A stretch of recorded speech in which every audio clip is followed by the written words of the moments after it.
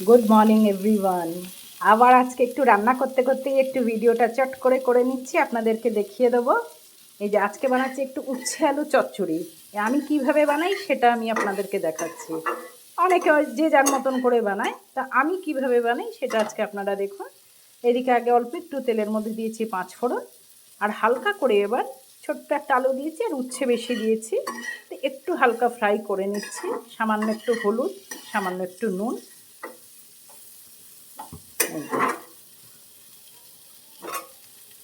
এরপরে এতে একটুখানি করে সর্ষে বাটা দেবো। আর এইদিকে ভাত বসিয়ে দিয়েছি। আজকে একটু সকাল সকালই রান্না, আফটারনুন তো এখনও হয়নি, বাট এখন মর্নিংই চলছে।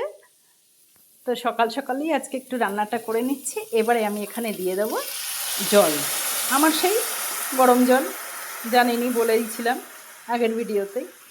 এই যে জলটা দেবো, বেশি ফ্রাই করব না, তাহলে তেতো ভাবটা নষ্ট হয়ে যাবে। উচ্ছের যে একটা তেতো ভাব থাকে সেটা ভালো লাগবে না। যারা আপনারা তেতো পছন্দ করেন তাদের তো ভীষণই ভালো লাগবে। তো এইবারে হচ্ছে দিয়ে দেবো যেটা আরও বেশি টেস্টি করবে চচ্চড়িটা, সেটা হচ্ছে সামান্য একটু সর্ষে বাটা। খুব একটা বেশি দেবো না, এই যে বন্ধুরা, খুব একটা বেশি দেবো না। বেটেছি আমি একটু বেশি করে, পিষে রেখে দিলাম।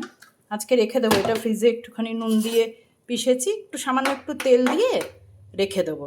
তাহলে এটা আবার আরেকদিন কোনো একটা তরকারিতে আমি সর্ষে বাটাটা ইউজ করতে পারবো, কি মাছের ঝাল টালে ইউজ করে নেবো। তো একটু বেশি করে না পিষলে তো পেশাটাও হয় না। তো ব্যাস, এটা হয়ে গেছে। এবারে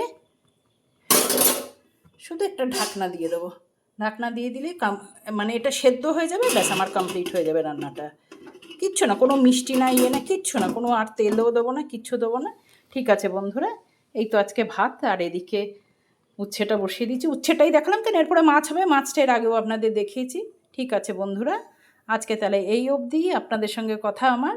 ওকে, tata, bye bye and take care.